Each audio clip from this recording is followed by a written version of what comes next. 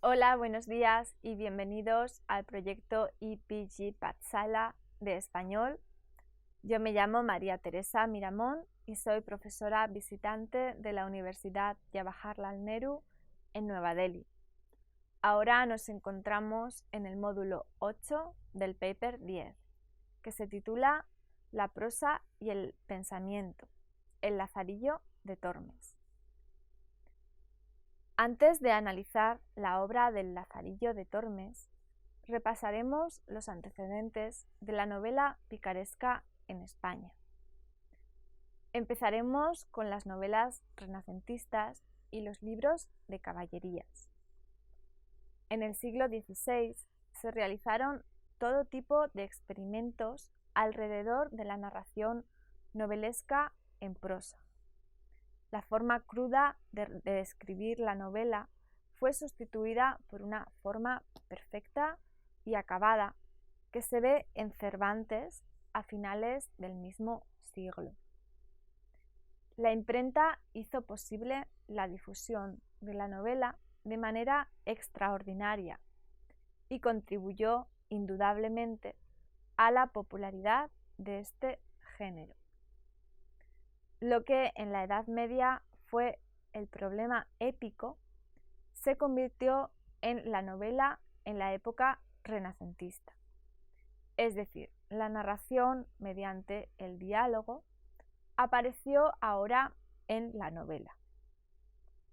Los libros de caballerías solían relatar la vida de un héroe nacido en noble cuna, que lucha contra las más increíbles criaturas y supera todas las dificultades. Los antagonistas en tales libros solían tener una princesa cautiva en su poder. Era el deber del caballero rescatar y salvar a la princesa. El libro se acaba con la unión feliz del caballero y esta princesa. Es el mismo esquema argumental que se encuentra en las novelas de aventuras en la actualidad. Las novelas de caballerías poseen ciertas características propias. La más importante de ellas es que el héroe es idealizado y no posee ningún tipo de maldad. Por el contrario, sus enemigos son absolutamente malvados. Además, el amor entre el caballero y la princesa o la dama sigue estrictamente las reglas del amor cortés de la literatura francesa medieval. La influencia de estos libros fue tan profunda que estuvo prohibido llevarlos a América durante la conquista, porque las autoridades temieron que los indios pudieran creer que las sagradas escrituras fueran tan inverosímiles como la narración de los libros de caballerías. Este temor nació debido a que la mayoría de la masa lectora de España creyó en la existencia auténtica de los héroes de estas novelas. Cabe destacar que el libro de mayor éxito de todo el género en España fue El Amadís de Gaula. Su redacción original data de principios del siglo XIV. El recopilador García Rodríguez de Montalvo publicó en 1508 una versión más ampliada en Zaragoza, de la que se realizaron más de 30 ediciones durante ese siglo. Es quizá la única novela caballeresca que combina todos los atributos de este género. Analiza las características psicológicas de los personajes y enumera las varias aventuras del héroe. Su popularidad fue tan extraordinaria que se multiplicaron las continuaciones e imitaciones del libro. En estas historias se narraban las vidas y aventuras de los parientes e hijos de Amadís, y así nacieron otros héroes. La decadencia de este género empezó en el último cuarto de siglo, cuando ya había gozado de 3/4 de una vida editorial intensa. Este es un hecho sociológico realmente extraordinario en la literatura del siglo XVI. El apogeo de esta novela coincide con la época renacentista, aunque tiene rasgos de lo caballeresco en cuanto al tema del amor. Fue el vehículo ideal para hablar de los problemas acerca del amor neoplatónico. Su esquema estructural sigue las normas de un diálogo entre pastores, quienes en realidad son cortesanos cultos con apariencia de pastores. La historia de estas novelas tiene lugar en la naturaleza, algo muy similar a las églogas de Garcilaso. También tienen versos intercalados en su acción. La Arcadia, del italiano Sannazaro, se considera como el antecedente inmediato de la novela pastoril española. Su esquema argumental sigue las mismas discusiones sobre los problemas del amor neoplatónico y la irreconciliable situación entre la razón y el amor.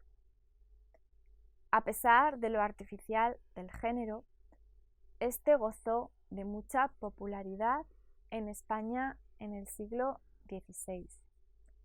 El primer libro de Cervantes, La Galatea, en 1585, también se enmarca dentro de este género pastoril. El primer género español de este género es Los 7 libros de la Diana, escrito en Valencia hacia 1559, del portugués Jorge de Montemayor. Esta novela tuvo un éxito inmediato. Sus imitaciones y continuaciones fueron innumerables, pero también tuvo detractores, sobre todo entre los seguidores del puritanismo, que eran capaces de aceptar la discusión del amor humano. A continuación, vamos a hablar sobre la novela bizantina. Este género también fue muy exitoso y popular entre los lectores del siglo XVI. Tuvo su origen en el redescubrimiento de un manuscrito de una novela llamada Teágenes y Cariclea, del bizantino Heliodoro. Gozó de mucha popularidad y fue traducida a muchas lenguas. La novela bizantina es el resultado de la mezcla entre lo sentimental, predominante en el siglo XV, y las características de los libros de caballerías. El tema aquí también es el amor, como en la pastoril, pero el tratamiento es diferente. Los personajes se encuentran con todo tipo de problemas, pero el desenlace es siempre feliz y concluye con la unión de los enamorados. Este tipo de novelas no incluyen las largas digresiones sobre la naturaleza, como ocurría en la novela pastoril, sino que es un género con constante movimiento. Los viajes se suceden a lo largo de toda la trama. De hecho, la novela empieza siempre con un viaje, cuando la historia ya está en desarrollo, y recupera retrospectivamente el hilo de la trama. La primera muestra de esta novela en España es La historia de los amores de Clareo y Florisea, de 1552, de Alonso Núñez de Reynoso. La más popular fue La selva de aventuras, de 1565, de Jerónima La más popular fue La selva de aventuras, de Jerónima de Contreras. Este tipo de novelas proceden de la novela italiana renacentista, en la que aparece con frecuencia el personaje del morisco. El morisco tiene todas las cualidades del héroe caballeresco. Esta visión idealizada del árabe resurgirá en el romanticismo en el siglo XIX. El ejemplo más popular del género en España fue la historia del Abencerraje y la hermosa Jarifa, de hacia 1551-1565.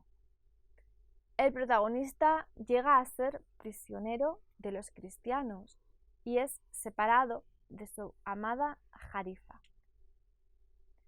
Su éxito fue tal que Cervantes incluyó en su Quijote una novela morisca, y también Mateo Alemán en su Guzmán de Alfarache. Una novela morisca influida por hechos históricos fue la historia de los bandos de los Cegríes y Abencerrajes, de 1595 a 1619, también llamada Guerras Civiles de Granada, de Ginés Pérez de Hita, autor que se inspira en los romances. Tras esta revisión de los antecedentes, vamos a pasar a tratar el nacimiento de la novela picaresca. En concreto, vamos a hablar sobre el Lazarillo de Tormes.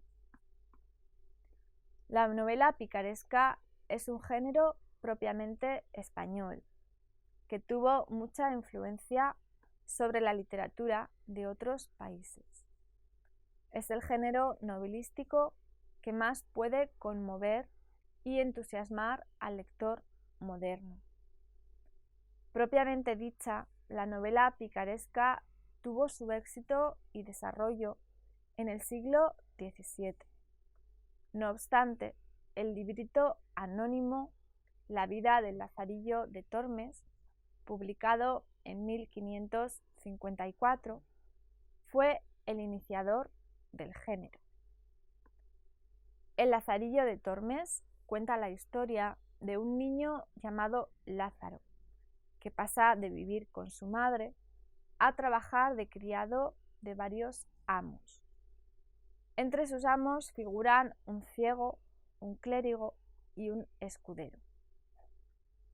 La novela empieza con el nacimiento del protagonista y termina cuando él ya ha alcanzado la edad adulta y está casado con la amante del arcipreste de Toledo y vive de pregonero. La obra se divide en 7 episodios o tratados. En el primer tratado, Lázaro empieza a contarnos su historia. Vivía en Salamanca con su madre y su nombre, Lazarillo de Tormes, se debía al río Tormes, en Salamanca.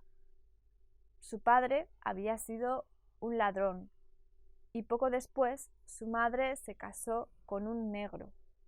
Tuvo otro hijo y puso a Lazarillo al servicio de un mendigo ciego.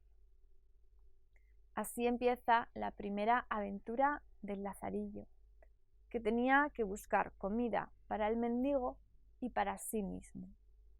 Como el mendigo le daba poco para comer o beber, Lazarillo hizo un agujero debajo de la jarra del vino del mendigo y la tapó con cera, para beber luego todo el vino que cayera del agujero. Cuando el mendigo se dio cuenta de este pequeño truco del pícaro, le castigó brutalmente. Después de otros sucesos similares, en una noche lluviosa, Lázaro le dijo al mendigo que para cruzar un río tenía que saltar con toda su fuerza. Siendo el mendigo ciego, este saltó y chocó contra un pilar, y Lázaro se escapó antes de que éste se recuperara. En el segundo tratado, a Lazarillo solo le preocupa encontrar comida. Por eso llegó a ser el ayudante de un clérigo, pero este era muy avaro y Lazarillo solo comía bien durante los entierros. El clérigo guardaba el pan en una vitrina y Lazarillo, que siempre tenía hambre porque nunca comía bien, encontró su llave y por la noche solía comer el pan sagrado a escondidas. A su amo le decía que eran los ratones, que entraban por los agujeros para comerse el pan. Su amo entonces puso muchas trampas para matarlos, pero cuando esto no sirvió de nada, porque Lazarillo continuó comiéndose el pan, su amo empezó a tener miedo de que fuera una culebra. El Lazarillo, temiendo ser descubierto, se metió la llave en la boca. Una noche, mientras Lazarillo se comía el pan, se despertó el clérigo. Lazarillo se asustó y sin querer emitió un silbido con la llave que tenía en la boca. El clérigo dio un bastonazo en la dirección del sonido y así descubrió que el herido era el Lazarillo. Cuando éste se recuperó, se marchó de la casa del clérigo. En el tercer tratado, encontró Lazarillo a un escudero en Toledo. Al ver su vestido propio de la clase alta, Lazarillo aceptó ser su criado, pero cuando llegó a la casa de este nuevo amo, vio que no tenía dinero por el aspecto desolado y lúgubre del edificio. Además, siendo de la clase alta, el escudero no disponía de habilidades adecuadas para cuidarse o buscar comida por sí mismo. Entonces el Lazarillo tuvo que encargarse de encontrar alimento para ambos. En todo este episodio, el niño desarrolló gran simpatía hacia su amo, ya que en realidad este era un hombre honesto y sincero. El cuarto tratado es tan breve que solo tiene un párrafo. En él, el Lazarillo llegó a servir a un fraile de la Merced, a quien le gustaba andar tanto que Lazarillo no pudo quedarse con él por mucho tiempo. En el quinto tratado, Lazarillo empezó a trabajar para un bulero, es decir, una persona que emitía bulas o documentos religiosos. Pero el bulero era deshonesto y, en complicidad con el alguacil para obtener más dinero de la gente, anunció que el alguacil no podía morir gracias a la bula que él había vendido. La gente, al oír esto, se apresuró a comprar más bulas. Tal engaño desilusionó tanto a Lazarillo, quien, a pesar de ser ladrón, no podía aceptarlo. Dejó entonces el servicio del bulero. En el tratado sexto, Lazarillo trabajó para un amo que pintaba panderos, pero lo dejó poco después y empezó a trabajar para un aguador, con quien ganó mucho dinero. Después de 4 años, había ganado tanto que podía comprarse vestidos decentes. Entonces dejó de trabajar para el aguador. El séptimo tratado es el último de la novela, y en ella vemos a Lázaro trabajando de pregonero en Toledo. Está contento con su nuevo trabajo y el arcipreste de Toledo le sugiere casarse con una criada suya. Aunque la gente murmura que su mujer tiene relaciones inmorales con el arcipreste, este aclara todo y queda contento de nuevo nuestro Lazarillo. Los 3 primeros tratados son los más dibujados y sustanciosos del libro. Los demás contienen personajes no tan bien dibujados y el protagonista también pierde importancia. La trama ya no es tan coherente a medida que avanza la historia, pero en conjunto la novela tiene unidad estructural perfecta. Su estructura está tan bien tejida que si cortamos alguna parte, el libro no tendría sentido. Lázaro pasa por muchas miserias al servicio de sus 3 primeros amos. Sin embargo, en los últimos 4 tratados, su mala fortuna se reduce. Al final, llega a una situación de buena fortuna cuando trabaja de pregonero y tiene una mujer. Ha adquirido cierto escepticismo, resultado de las amargas experiencias que tiene a lo largo de su vida. En este libro no solo ha sufrido él, también ha visto a otros sufriendo en la sociedad. La novela es, pues, una crítica de todas las capas de la sociedad española. No es solamente una sátira social, es una obra en la que el autor da una visión cómica del mundo, de ciertos aspectos tristes de la vida. La novela es una crítica de todas las capas de la sociedad española.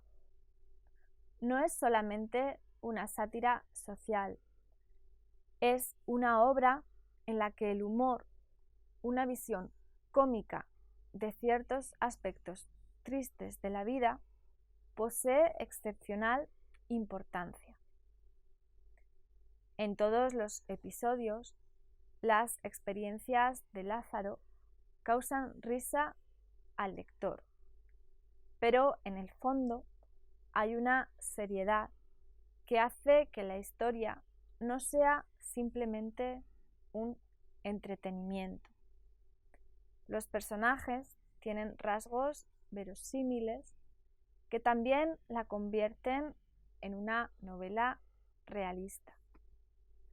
Las muestras de la novela picaresca posterior tienen influencias barrocas y por eso tienden a la exageración. Como resultado, sus personajes no alcanzan la verosimilitud que vemos en el Lazarillo de Tormes. Otro aspecto muy importante de la novela es la originalidad en la forma. Es una autobiografía retrospectiva, es decir, la novela empieza con Lázaro trabajando ya de pregonero y contando su historia a un personaje desconocido mediante el recurso del flashback, es decir, una mirada hacia el pasado. Esta técnica fue muy utilizada en las autobiografías de personajes ilustres de la literatura clásica. Los episodios más cómicos de la novela pertenecen a la tradición popular. Sin embargo, el personaje del protagonista es muy coherente y está muy bien dibujado. Muestra un crecimiento moral en el muchacho hasta llegar a la edad adulta. El realismo narrativo da a los lectores la sensación de transformación que se produce en la vida real. Es algo muy diferente de los libros de caballerías, en que la forma de narración es idealizada. En estas novelas, el héroe nace ya tipificado en lo que será toda su vida. En conclusión, podemos decir que todos los rasgos del Lazarillo de Tormes lo acercan a las más grandes obras de la literatura española, como El Quijote y La Celestina. 5 años después de su publicación, fue prohibido y volvió a tener difusión con la edición que realizó Guzmán de Alfarache casi 40 años más tarde. Muchas gracias por su atención. Esto ha sido todo en el módulo que trata sobre el Lazarillo de Tormes.